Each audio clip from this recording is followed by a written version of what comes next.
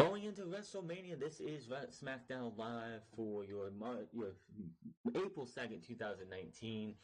It was the go-home show. WrestleMania, of course, is this Sunday from East Rutherford, New Jersey, inside MetLife Stadium, which I'm sure all of us are ready to watch, I guess. I don't know if much excitement's left. I mean, WWE's Raw is just a big clusterfuck that I really don't care about any match that's on Monday Night Raw. Tonight on SmackDown, though, we had the contract signing between Kofi Kingston and Daneil Bryan at Kofi's request, from what I've heard. From what I think that's what they said, is that it was by Kofi's request, which is fine. Which, if it would have opened the show, I would have been like, oh, Vince McMahon's gonna fuck this up again, and he's gonna make Kofi do something else to earn this match at WrestleMania. But thankfully, it was the close of the show, and Kofi Kingston with a very, very passionate promo towards Daneil Bryan before signing the contract, and it is official via contract signing that Daneil Bryan and Kofi Kingston will be wrestling at WrestleMania. It also, as of right now, has been confirmed that the Cruiserweight Championship looks to be on the main card. The only two matches that seem to be on the pre-show at this time are the Battle Royals, which is where they should be. Even with Colin Jost and Michael Che, of Saturday Night Live, the Battle Royals are on the pre-show. Thank fucking God, I hope that's how it stays. They don't deserve to be on the main card. Speaking of the Battle Royals, WWE decided, well, we did something for the men last night. Let's do something for the men and the women tonight in a lazily booked, bullshit, 18-person, that's right, mixed tag team match. Asuka was in this, so Asuka goes from SmackDown Live Women's Champion, hardly being booked to do anything for the last 2 months, to being forced to put her title on the line against Charlotte Flair with no explanation whatsoever, still, only for Charlotte Flair to beat her, and then she gets put into this, and then she's going to the WrestleMania's Battle Royal and be on the pre-show. We live in a day and age, and I mentioned this last night, that the Iconics, Nia Jax, and Tamina all have better matches on WrestleMania than Asuka. That is sad. I don't know what else to tell you about that. Randy Orton and Kevin and Daniel and AJ Styles were on the Kevin Owens show to start the show. Alexa Bliss, as the host of WrestleMania, made her way out to ringside after a fatal 8-man tag team match to tell us who the Usos were wrestling at WrestleMania. We'll get to that later as well. Tonight's show was definitely good. I will have a remark on the Aleister Black situation that I didn't remark on yesterday, but I'm going to tonight. We'll get to that in a minute. We also had ourselves a 3-on-1 handicap match, The Miz versus Sanity, which of course we did. Where'd you think that was coming? And let me see what else we had here. Looking at my notes here. We had Mustafa Ali versus Samoa Joe in a okay match, and with the right winner and the right way to have that match end. And let me see what else we had here. That was it. And then the contract signing at the end of the show. SmackDown Live. With the rumors of SmackDown Live, WWE wanting to put SmackDown Live to 3 hours, that would kill SmackDown Live. SmackDown Live felt like a walk in the park, like just a breeze through tonight. We got through it 2 hours. It didn't drag. It didn't feel like it was, oh my God, is this show going to be over with? When I'm watching Monday Night Raw, I look at the clock 3 or 4 times over the night. It's like, this show's still going on. It's only 8:30. Oh, it's only 9:30. Oh, it's only 10:30. When I'm watching SmackDown Live, I might glance at the clock once. Just be like, and it's like 9:30. I'm like, oh shit, this show's almost over. That's the difference between 2 hours and 3 hours. You don't have to, 3 hours is not something I want to see. And the fact that SmackDown Live is going to Fox, which Fox is more accessible than the USA Network and FS1, because you don't have to have a cable box. They have this thing which is called rabbit ears. You can plug them into back your TV, and into your TV, and if you live in a certain areas or something, you can get Fox on basic TV with just rabbit ears. That's going to boost the appeal of SmackDown, and that's going to boost the ratings for the first 2 hours of SmackDown. You go to FS1, there's going to be a huge drop in the rating that Fox is going to look at this and be like, Vince, this isn't working. We're not going to do this anymore. There's such a big drop. So you could have you could have a 3.567 rating for the first 2 hours. I'm just estimating, and then you get to FS1 for the third hour, and it's at like a 1.675. That's too big of a drop that I don't even think Fox would even want to do that. Yes, Vince and WWE wants to get that extra $50 million. I know why they want to do that. It's because they made more money last year than any other time in their lives. Last year, WWE made more money than ever. Probably would have made a little bit more if it wasn't for Saudi Arabia due to the stock market going down a little bit because people started selling and it started to drop after the whole Jamal Khashoggi thing. But still, they had to find ways to appease their investors because their investors, 99.9% of their investors, are not wrestling fans. 99% of their investors do not care about what's on the product. All they care about is the money that's coming in. And the more money that comes in every year on year, WWE has to keep finding these ways to get more money. And to get more money, they have to do stuff like this. So getting FS1, like SmackDown on FS1 for the third hour is more money to them, but I don't think Fox is going to go with it because it's going to, like I said, they could have like a 3-4. This would even be worse if SmackDown goes to Fox, and Fox in that first episode of SmackDown is the first 2 hours is like a 4, and then we get to that third hour and it drops to like a 1. That's going to be too much of a drop to even worry about it. We'll have to see what happens, and we'll keep you posted on that. That was something that popped up on, I believe, Sunday, so it did not get covered in Unscripted this week, and I didn't really want to wait until Saturday or whenever we're going to do it this week to talk about it. But yeah, Kevin Owens' show started the show. He's waiting in the ring for Kevin Owens' show. He thanks us for welcoming us to a special edition of the show. He plugs WrestleMania 35 and says both his guests will try to continue their legacy on Sunday. Owens introduces Randy Orton first. He comes to the ring and hits the turnbuckle to pose. Then Owens introduces AJ Styles. He comes out to a pop as well. We get a look back at what happened last week when Orton interfered in the match between Styles and Kurt Angle, Hall of Famer Kurt Angle. Owens says everyone last week was looking forward to Angle's last match on SmackDown, but Orton did not allow that to happen. Owens sees the smirk on Orton's face and asks if he was proud of what he did. Orton said, well, hell yeah, I am. He goes on to say he saved the WWE Universe from watching a broke down old man Angle going up against a guy who still thinks he's in his prime. He also saved us from watching the WWE Universe from watching the match. So I want to give you a nice little applause for Randy Orton because that match would have probably been bad since they nixed Rey Mysterio, and we'll talk about that in a second because Rey Mysterio was canceled. Rey Mysterio and Andrade was canceled tonight due to what happened last night. We'll talk about that after we're done with this show because I want to get through this all, and then we'll talk about the Andrade Rey Mysterio situation. AJ knocks Randy Orton for burning just one move, being in the ring with legends and superstars for many years. Even though it is a deadly move, it's only one move. I'm pretty sure Orton knows more than one move, but I get where they're going. Orton says when you got a move that's as deadly as that, all you need is one.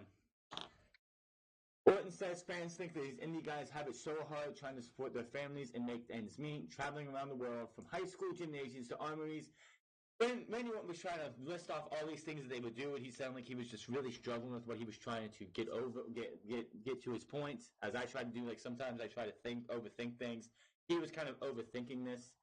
Traveling around the world from high school gymnasiums to armories, back to gymnasiums, all while trying to make 50. He was like trying to think of a number, and he was like $50, and it was just Orton just seemed to stumble on his words a lot. Orton goes on about how much money he made over the years as wrestling in front of thousands and thousands and thousands and thousands and thousands of people. Yeah, he admits that he while he was doing that, Randy Orton was also in WWE getting suspended for failed drug tests, and I was like, ooh, that's great. I love it. Absolutely love it, bringing that up. Orton says if AJ was good as he thinks he is, he would have been in WWE a long time ago. I disagree.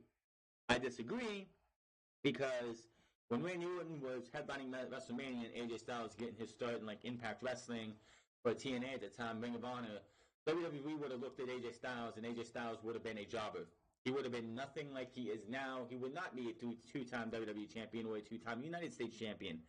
In the early 2000s, WWE looked at guys at AJ Styles' size and was like, well, nah, we don't need you. We got nothing for you. Orton says Orton says AJ thinks his hard work is paying off, but that's not right. Orton is going to tell AJ that what his legacy is now. Now that John Cena has gone off to Hollywood, AJ has taken the role of corporate bitch. Oh shit, that's fucked up. Owens immediately exits the ring, and I wonder, is Kevin Owens injured? Like, was he brought back too early? Because he wrestled, I believe, I don't think he's wrestled since Fastlane. I could be wrong. But he hasn't really wrestled since Fastlane. He's not doing anything at WrestleMania. I didn't see him in the Battle Royal picture unless I was wrong or something. It's like Kevin Owens was just brought back to TV and hasn't really done much since Fastlane. Fans go crazy as Orton and AJ get up off the chair, staring at each other down. They have words and then they start brawling. AJ goes up for the phenomenal forearm, but Randy Orton, as always, catches him with the RKO out of nowhere, and that was that. We see backstage, and we see the New Day backstage looking over the WrestleMania 35 title match contract. Now, before we get into more, that was a great promo. That was a great segment. Fantastic way to open the show. Fantastic promo work by AJ Styles and Randy Orton. Two of the best ways to have when you add that dose of reality to a feud, it helps. When you make it personal, as these guys have, and it doesn't feel forced personal, that even makes it better. This is great stuff.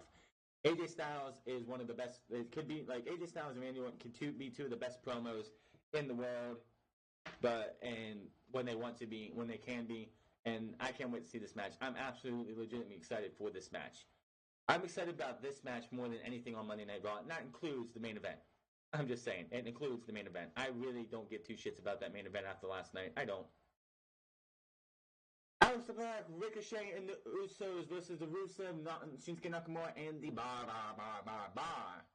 I didn't mention this last night, and I totally forgot off the top of my head, but what the fuck is with Aleister Black's entrance now? Why is he coming up from the grave, and you have this sound of like a mechanical thing pulling him up? Why the fuck if that's what that sound actually sounds like, if you put a mic to it, why the fuck would you mic it? Seriously, are you fucking kidding me? That doesn't add to Aleister Black, and I'm calling it right now. I said it last night on Twitter. I'm calling it right now. When WrestleMania is over and they decide where Aleister Black's going, the Aleister Black is going to just be Aleister. They have this thing for shortening names. Aleister Black is going to cease to exist by the time we get to Money in the Bank. He is just going to be Aleister. I guarantee you Vince McMahon is going to go, Aleister Black, that's too long of a name. Just call him Aleister. That's what's going to happen. I guarantee you Aleister Black is going to be called Aleister in no time. And it's fucking terrible. So Aleister Black and Ricochet get an entrance. Everybody else gets a jobber entrance, including the SmackDown Live Tag Team Champions, Rusev and Nakamura, Cesaro, and Sheamus. Everybody else but Ricochet and Aleister Black got a jobber entrance. If that don't tell you that WWE gives no fucks about the tag team division, I don't know what to tell you. This was an all over the place match. The Usos and Aleister Black and Ricochet end up winning. We come back from a break, and Rusev is in control on Jay. Nakamura tags in for a quick double team. Nakamura with the high knees in the corner for a 2 count. Jay. Jimmy finally gets the hot tag, taking the bar out and going to work on Rusev in the ring. Dealing with a super kick for a 2 count as Nakamura breaks it up. Ricochet comes in and kicks Shinsuke Nakamura away, but Cesaro ends up nailing a huge uppercut on him. Black with a Black Master Cesaro. Sheamus with a pumped knee strike to Black. Jimmy takes out Sheamus as the chaos continues. The Usos end up winning a double super kick on Rusev. Jimmy goes and pins him for the 1, 2, 3. Aleister Black, Ricochet, and Aleister Black all win. After the match, out comes Alexa Bliss. He says, "What's up, SmackDown? It's been a long time no see." It's not like I actually really wanted to be here, so gets the booze there. He says, "SmackDown has lost its spirit of competition since I've been gone." He brings up how the New Day, how the Usos forfeited their portion of the gauntlet match last week to allow the New Day to move forward to help Kofi Kingston. He says that was noble and so deserving of repercussions. Bliss, who I guess now makes matches for WrestleMania, announces that the Usos will defend against the Rusev and Nakamura, The Bar, and Ricochet and Aleister Black in a fatal four-way at WrestleMania. Everyone brawls with Ricochet and Aleister Black standing tall. So, I wondered last night why they decided to have Ricochet and Aleister Black lose by DQ instead of not by DQ, but by countout, when it looked like they were going to be the ones challenging the Revival for the tag team titles at WrestleMania. Now it makes sense because they're not going to be doing that. They're going to be challenging the Usos for the tag team titles at WrestleMania. So still, Aleister Black and Ricochet are going for the NXT tag team titles on Friday night, where they will lose. Everyone knows that. That's a given still. But they're going to go to WrestleMania and go up against the Usos, The Bar, Nakamura, and Rusev. So they have themselves plans for WrestleMania. The Revival still don't have plans for WrestleMania. I guess there was a video put on YouTube, on WWE's YouTube channel, the backstage pass stuff they kind of do, in which Kurt Hawkins and Zack Ryder challenged the Revival to a tag team title match at WrestleMania. First off, why? Second off, what have you done to deserve a tag team title opportunity? I'm all for the fact that, you want to have, and it would not surprise me, this would be the night that Kurt Hawkins and Zack Ryder, Kurt Hawkins gets his first win at WrestleMania for the tag team titles. Watch it be that. But it just makes no sense why. It's not good for the tag team division to have guys who have been just pretty much losers the last 2 years just automatically be your tag team champions. It just makes no sense. We'll have to wait and see. That match has not been confirmed, but the Usos are defending their tag team titles in a fatal four-way. Should be a good match. I'm not going to say a great match. I still wish we would have got the Hardys versus the Usos, which has been teased by both teams for weeks. But unfortunately, that's not going to happen. And this could very well be the Usos' last match in WWE, especially if they drop the tag team titles. If the Usos drop the tag team titles, I'm going to say it's a 75% chance they're leaving WWE. If they retain the tag team titles, I give it a 25% chance. They could still lose them on Tuesday, but we'll have to wait and see. We see the arrest segment from last week, and they said there'll be an update to come. As I said from last night, as I said, I don't give a shit. That match, the women's tag team title match, the women's triple threat match at WrestleMania, is something that I was excited for after the Royal Rumble, and then you just added layers and layers and layers and layers and layers and layers, and I don't care anymore. When Daneil Bryan and Kofi Kingston have their match at WrestleMania, win, lose, or draw, Kofi wins, Daneil Bryan wins, I don't care.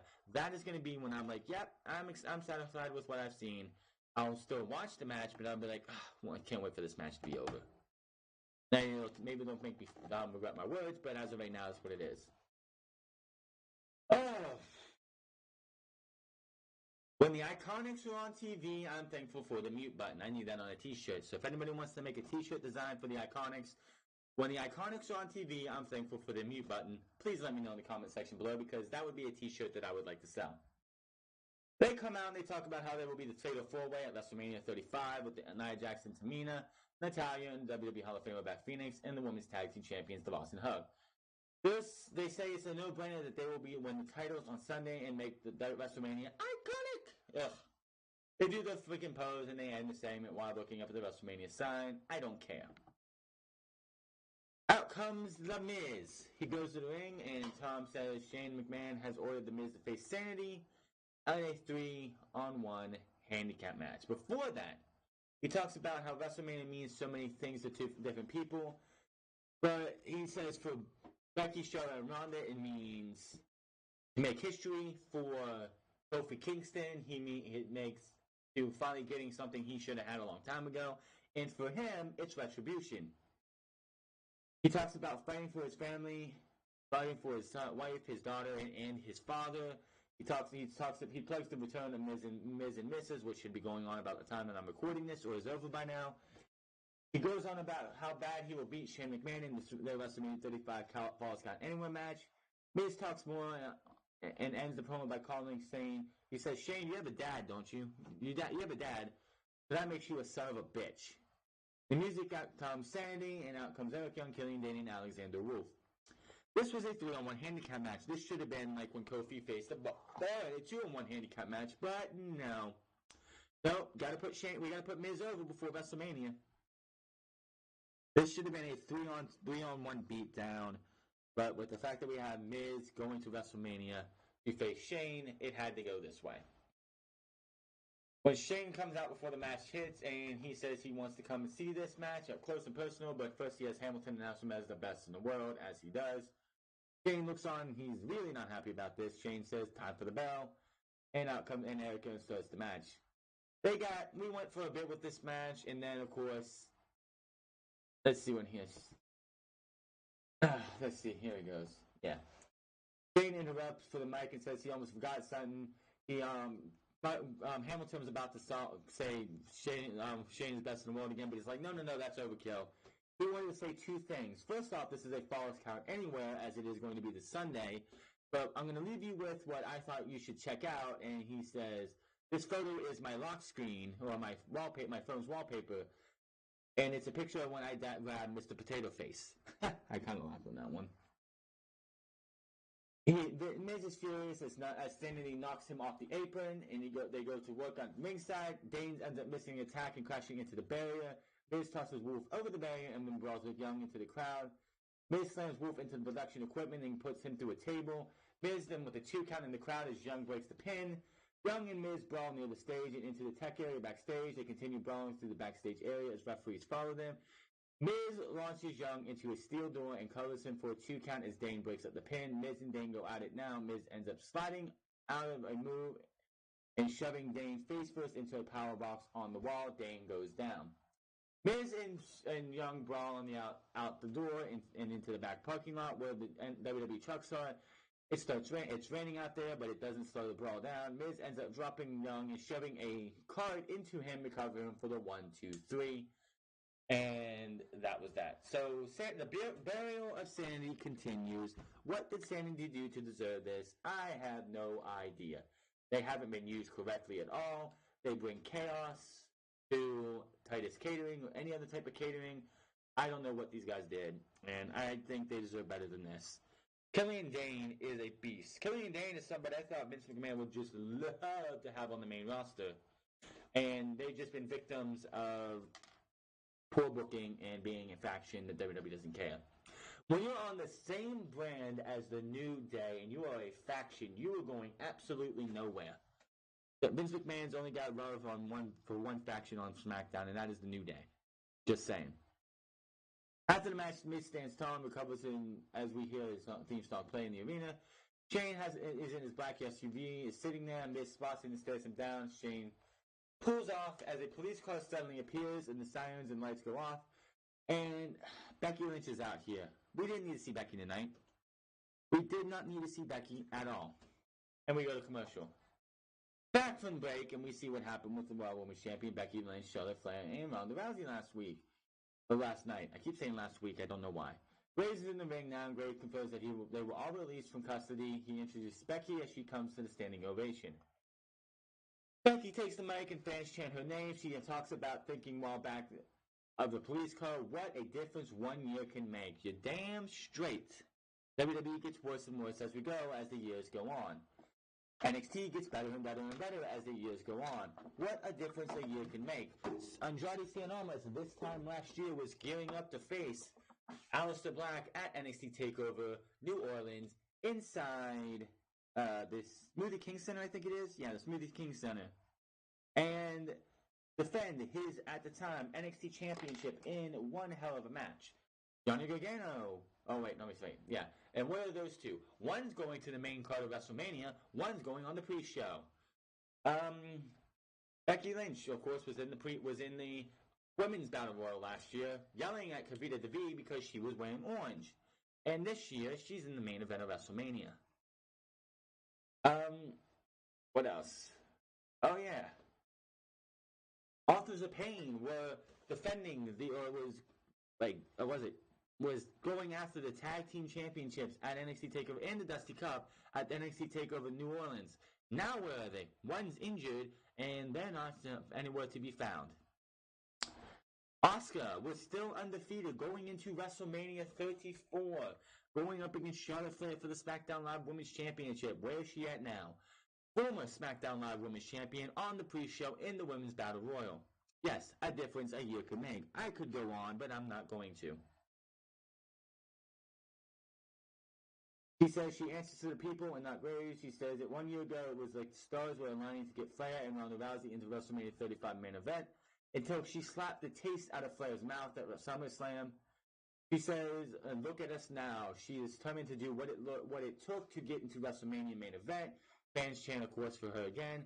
She goes on to declare she will be a double champion after WrestleMania 35 main event. She drops the mic and her music hits.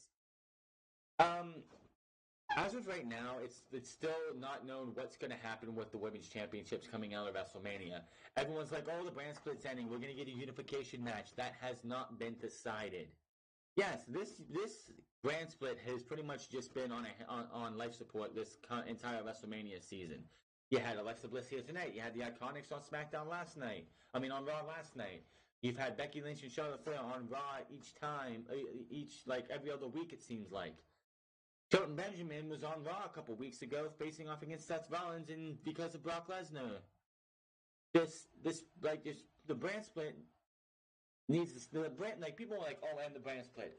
If you end the brand split, SmackDown Live becomes a Raw highlight show like it was 2 years ago at this time, or 3 years ago at this time, before the brand split actually happened this time.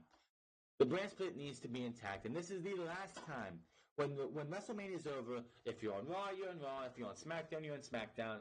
Unless you're the Women's Tag Team Championships, which, again, I still do not like the fact that there are even Tag Team Champions for the women's division. I would have for a Women's Intercontinental Championship and a Women's U.S. Championship on the respective brands of those titles. And when one championship moves from Raw, they get the U.S. title for the men and women go to, the U.S. title for the men goes to Raw, then the woman with the U.S. title goes to SmackDown, and they flip with the Intercontinental title. There's WWE giving them SmackDown Tag Team Champion, Women's Tag Team Champions was the biggest mistake they did for the women's division. You killed the singles women's division, and half the women on the roster aren't going to do anything now. Asuka got fucked, and now look where we're at. We have an 8-person mixed tag team match coming, I think, now? Yeah. Heavy Machinery, R-Truth, Naomi, Asuka, Nikki Cross, and Carmella versus Luke Gallows, Carl Anderson, Andrade, EC3, Shelton Benjamin, Mandy Rose, Sonya Deville, Zelina Vega, Lana. We see also the Hardys, Heavy Machinery, R-Truth, and as well, and it's just like, really? Let's see. The Hardys, Heavy Machinery, R-Truth, Naomi, Asuka, Nikki Cross, and Carmella versus Luke Gallows, Carl Anderson, Andrade, EC3, Shelton Benjamin, Mandy Rose, Sonya Deville, Zelina Vega, and Lana. Ridiculous. This is lazy fucking booking. Lazy booking. Absolute lazy booking. This is to promote the men and women's battle royals, but it's not necessary. This was absolutely not necessary. And what does it lead to? What all fucking shit like this leads to? This match lasted about 2 or 3 minutes. And let's see here. Let me see here. Back from break, it goes out with Rose. Naomi goes out with Rose. Andrade and Truth tag in now. Truth goes to work on Andrade and takes him down. Carmella goes in for a dance break with Truth. Anderson decks Truth. Vega tangles with Carmella. The bell rings as the referee and Paley calls for the bell while the ring fills up with superstars. Everyone brawls, men on women, women on men, of course. Stars tossing each other over the top rope. Cross jumps on Shelton's back at one point, and he tumbles over the top rope while she's still on his back. Jeff and Asuka then take turns delivering shots to EC3. Jeff dumps EC3 over the top rope. Asuka then dumps Jeff over the top rope to the floor, and Asuka stands tall as the last superstar standing, and she celebrates while her music hits. All for nothing. To promote the women's and men's battle royals. Lazy fucking booking. This is why not everyone needs to be on WrestleMania. If, EC3, what has EC3 done to be even booked in a WrestleMania match, even if it's on the kickoff show? Nothing. What have the Good Brothers done? Nothing. Shelton Benjamin has only been seen once pretty much this year, twice this year, at the Royal Rumble and when he attacked Seth Rollins. What else has he done? Let's see what else he had here. Let's see. Okay, come on. Let's see. What has Naomi done nothing. What has Nikki Cross done? Nothing, sadly. Heavy Machinery, yeah, they won a match last night against Chad Gable and Bobby Roode, which I think is going to lead to the Glorious Ones breaking up. Lana is worthless. Selena Vega hasn't really done much. The only people in this match that I think have been done dirty are the Hardy Boys and Asuka and Andrade. Those four people, those four people deserve better than this. Then we had a video package about the Universal title match. I really don't care about that. Samoa Joe took on Ali. We go backstage and out comes back to the ring and out comes Samoa Joe back from break and announces hype up the 2019 Hall of Fame induction ceremony.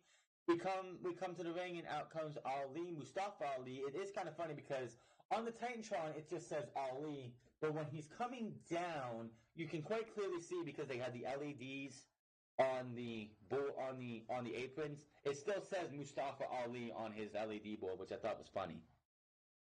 Let's see, Joe unloads in the corner with strikes and delivers several headbutts while Ali is down. Joe with more offense until Ali kicks him in the face. Joe ends up on the floor as Ali runs the top rope for a suicide dive, sending Joe into the barrier. They bring it back to the ring and Ali kicks Joe in the mouth. And now Ali with a big tornado DDT on the corner for a close 2 count. Joe comes back in with some chops, but Ali rocks him. Ali with a face buster, a rolling X Factor as we call it. Ali goes up top for the 450. I don't think he's allowed to do the 054 since he hit Daniel Bryan in the face in December. I think the 054, which is the reversed 450, has actually been banned. He's been going for the 450, I've noticed lately. Joe moves out of the way, grabs Ali for the Coquina clutch, drops him, and makes him go night-night. Samoa Joe says he makes everyone go night-night. When Samoa Joe pulls on the Coquina clutch, you don't tap out, you pass out. That's the way that needs to go. Takes his title and clutches it as the music hits, and that was that. Short match made Samoa Joe look like the killer he needs to be. This is what it should have been like when he was facing Kurt Angle and Kofi Kingston in the gauntlet match that Kofi Kingston had to wrestle to try to get a WrestleMania himself. Why they had Kofi Kingston beat him in a fluky roll-up made absolutely no sense. This made sense, and this is how it should have been. How you would have got out of that for Kofi Kingston to continue on in the gauntlet is he holds onto the Coquina clutch. Kofi's out. He refuses to let go. The ref counts to 5-10, tries to pull him off. He won't let go. Referee goes over to Rich Hamilton and is like, I'm reversing the decision. Kofi Kingston wins this thing by DQ, and he would have moved on from there. Would have made Joe look strong, but no. Joe has to do this. Out comes Daniel Bryan as the contract signing ends the show, which this was, of course, the end of the show. And I'm like, oh shit! It's like this is the one time I looked at the clock. It was like, oh shit! It's like 10:45, and this is going to be coming to an end soon. Wow. And it was like, we come back from commercial. I'm like, Michael Cole's in the ring.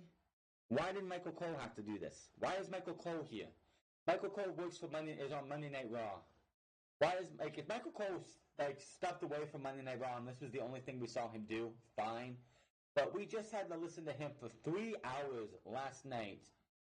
Just butcher everything about Monday Night Raw. Michael Cole has to go on the commentary desk. And now we have this. He leads to the contract signing. Cole introduces the challenger of WrestleMania 35. Out comes the New Day.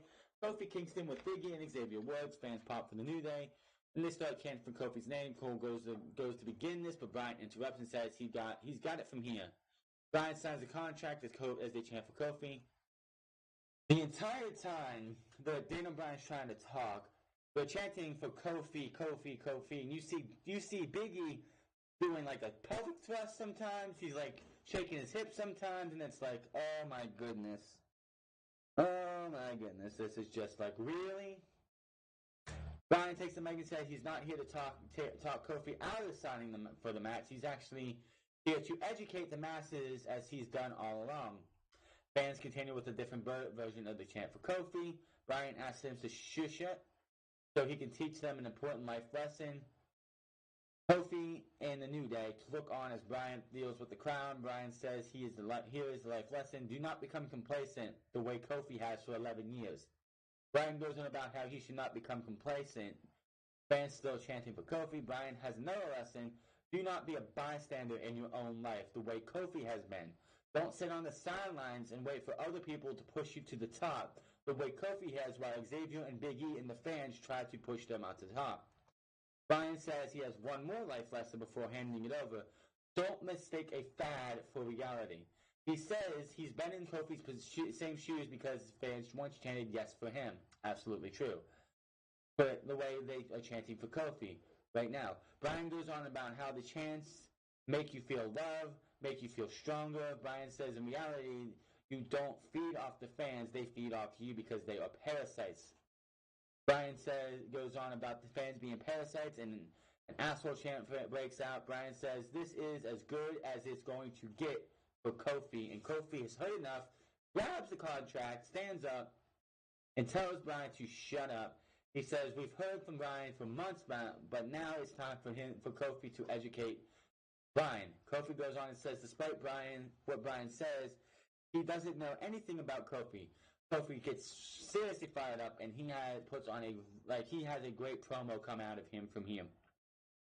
Chanting for him, fans start chanting for him. Kofi says he hasn't had a real WWE shot because that's okay. It's all led to this. You don't know a thing about me because in the first 2 years of your WWE career, you were World Heavyweight Champion, main roster, of course.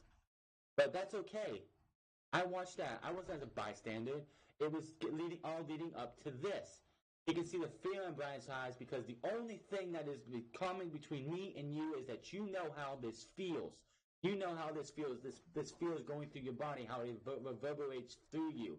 And you're scared as hell because he's been here before and he knows what comes next. What comes next is me beating you for the WWE Championship at WrestleMania. Drops the mic, signs the contracts, and hands it off to Michael Cole. Bryan looks down, still staring at the chair. The New Day's music hits as they celebrate Kofi's opportunity. Rowan stands next to Bryan, watching Kofi continue staring down at Bryan as Woods and Big E play out of the crowd. The final SmackDown before WrestleMania goes off the air with Bryan getting up in his chair as he faces off with Kofi Kingston. And that's how the show goes off the air. Definitely an interesting show for SmackDown. Definitely a good way to end SmackDown going into WrestleMania. The 18-person mixed tag team match was absolutely fucking ridiculous and was not needed. This is Rey Mysterio's match with Andrade gets next because Rey Mysterio had a match with Baron Corbin last night, which was supposed to be Rey Mysterio versus Kurt Angle, and now it hasn't been updated yet. But there could be a possibility that Rey Mysterio versus Samoa Joe gets next because of an ankle injury. Rey Mysterio last night on Monday Night Raw you could just tell when he was down and he was nursing his foot and ankle that something was wrong. He got injured last night, and there's a possibility that he's not going. The whole thing with him and his son, which he wasn't on SmackDown at all tonight, which I'm really surprised. But if he's really injured, that might be the reason. Nothing on him and Dominic, nothing on anything. So could Rey Mysterio be missing WrestleMania because of WWE's carelessness to put him in a match against Baron Corbin that did nothing for either person in the match? People want to sit there and say, oh, it's WrestleMania, it hypes up WrestleMania. Nothing else needs to be hyped for WrestleMania. WrestleMania is hyped enough. We need to still get clarification on what's going on with the Raw Tag Team Championships. We need to get clarification on if the women's title for title match, the winner take all, is a unification match or what they're going to do with that. One of the words coming out is the fact that if Ronda gets beat by Becky, then Charlotte's going to have a gripe and come after the SmackDown Live Women's Championship at SummerSlam or Money in the Bank or whenever, and win that title back, so we'll have two women's champions still. We still need that clarification, and WWE refuses to do that because you know why? They don't even have a clue. And again, Rey Mysterio is probably going to be at WrestleMania, but there could be the possibility that Rey Mysterio is not at WrestleMania because of an injury, and everything that they built up with him and his son, which has been poorly built anyway, was for nothing. The show was, I'm not going to say it was the best show out there. It was better than Monday Night Raw for sure, but I've seen better go-home shows. The 18 mixed tag team match was not necessary.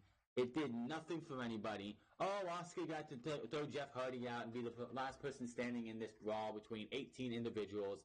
Yay! That doesn't excuse what happened with her last week.